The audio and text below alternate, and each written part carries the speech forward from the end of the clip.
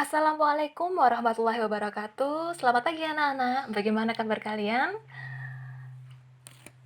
Nah, mari kita mulai pelajaran IPA di kelas 8 ini.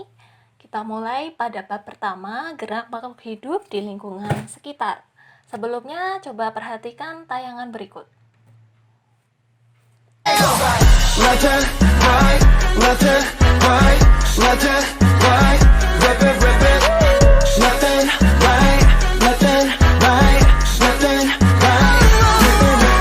기분 좋을 땐 걱정 없이 더더욱 확실하게 follow me. Left and right, left and right, left and right, rip it, rip it. Nah, kira-kira mengapa tubuh kita dapat bergerak seperti pada video tersebut? Nah, untuk menjawabnya, maka kita akan mempelajari tentang 5 tujuan ini. Yang pertama adalah mengidentifikasi tulang penyusun sistem gerak manusia. Yang kedua, mendeskripsikan struktur tulang manusia. Yang ketiga, mendeskripsikan fungsi rangka pada manusia. Yang keempat, mendeskripsikan jenis-jenis sendi. Dan yang terakhir, mengidentifikasi sendi-sendi yang bekerja dalam melakukan aktivitas sehari-hari. Mari kita mulai.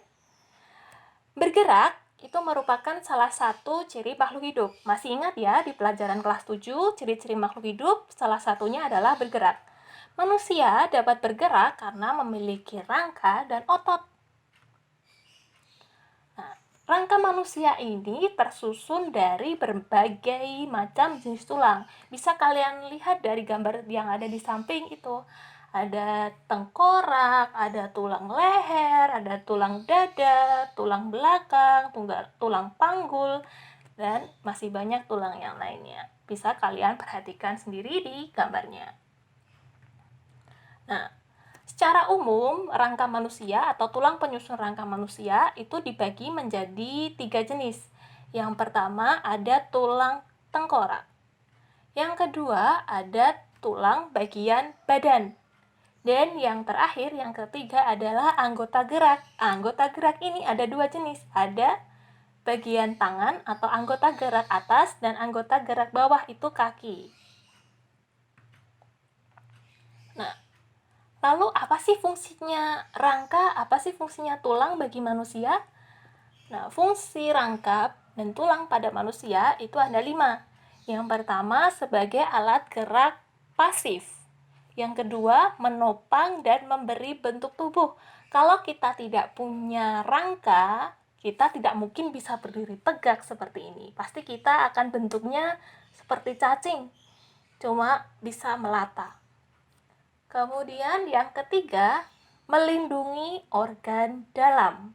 Tanpa rangka, tanpa tulang, tentu paru-paru kita langsung bersinggungan dengan kulit. Kalau misalkan kita jatuh misalnya, pasti jika terbentur akan langsung rusak paru-parunya. Kita akan merasa sangat kesakitan. Yang keempat adalah sebagai tempat melekatnya otot. Dan yang terakhir sebagai tempat pembentukan sel darah merah. Nah, tulang itu secara umum, secara strukturnya itu terbagi menjadi 2. Ada tulang rawan dan tulang keras. Tulang rawan itu disebut juga dengan kartilago. Bersifat lentur karena masih mengandung kolagen. Namanya saja rawan, jadi dia masih lentur.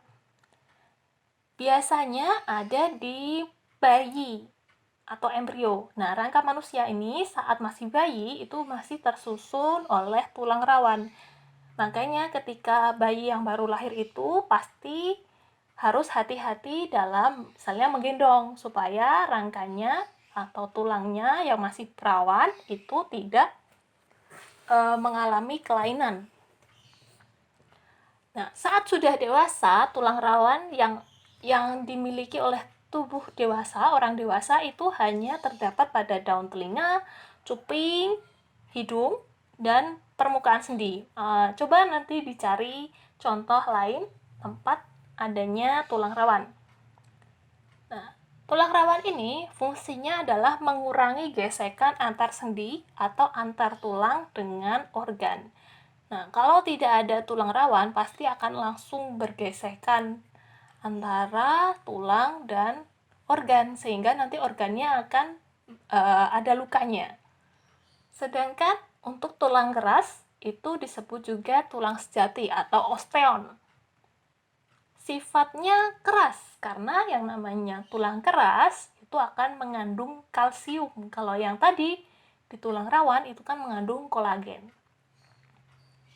Penyusun utama rangka manusia. Tulang keras ini penyusun utamanya rangka manusia. Nah, fungsinya untuk melindungi diri dari cedera mekanis. Nah, sedangkan berdasarkan bentuknya, tulang itu dibagi menjadi 3. Yang pertama ada tulang pipa, disebut juga dengan tulang panjang. Kenapa disebut tulang pipa? Karena bentuknya ya memang mirip pipa, panjang, dan kedua ujungnya itu membentuk tonjolan.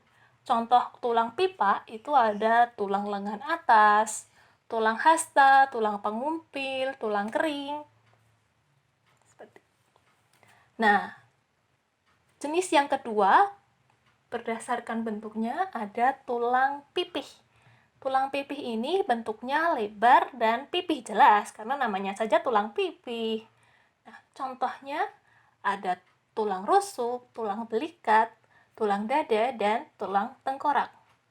Dan yang terakhir itu ada yang namanya tulang pendek.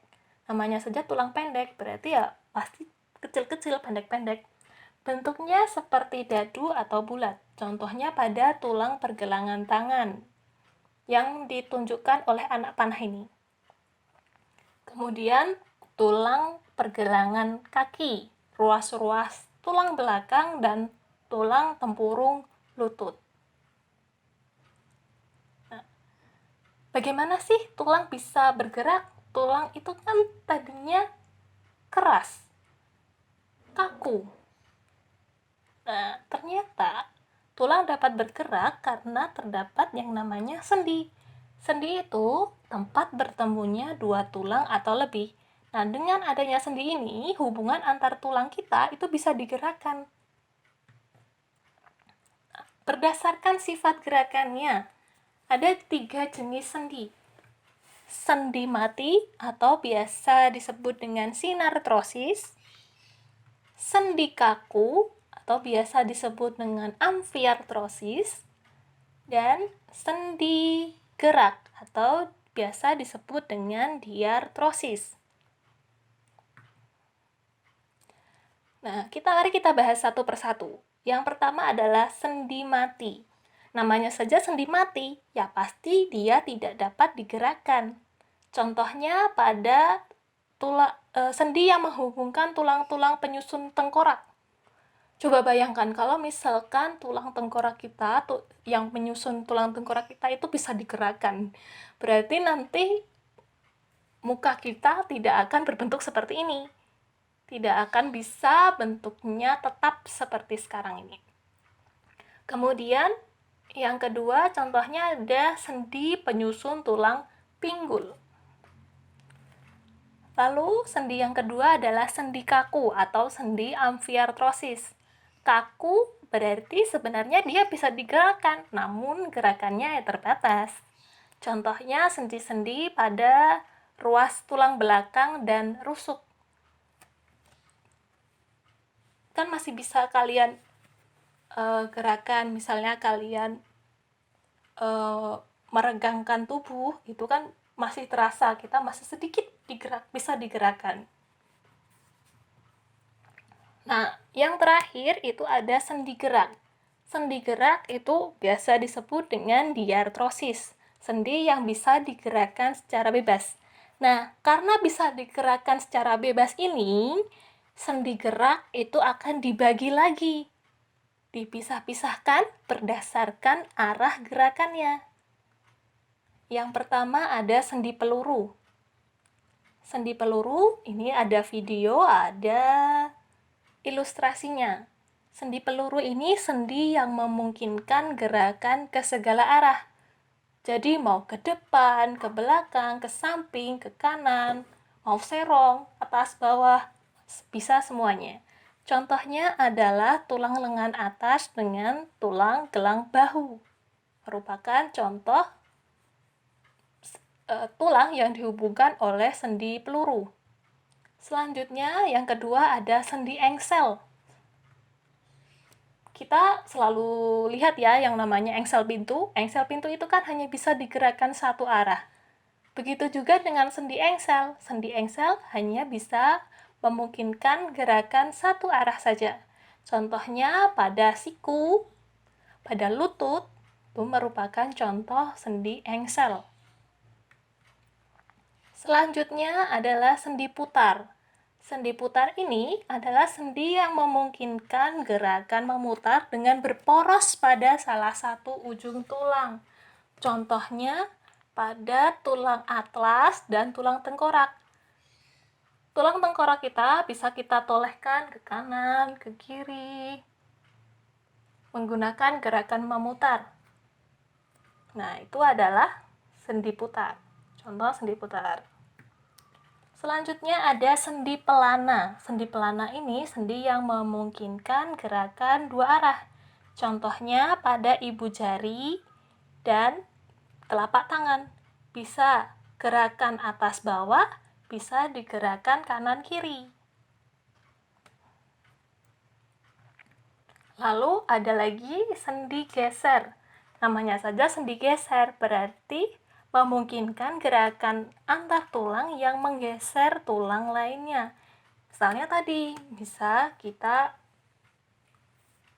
regangkan.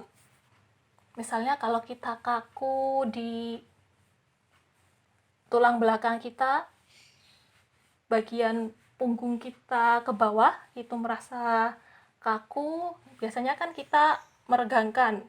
Kita regangkan ke kanan, ke kiri. Nah, itu adalah sendi geser, karena adanya sendi geser. Nah, bagaimana? Sudah paham belum anak-anak? Jika sudah paham, silahkan kerjakan EKPD yang tersedia di Google Classroom. Nanti jika ada yang masih belum paham, kalian bisa tanya melalui WA maupun melalui komentar yang ada di Google Classroom. Nah, sampai jumpa di pertemuan berikutnya. Wassalamualaikum warahmatullahi wabarakatuh.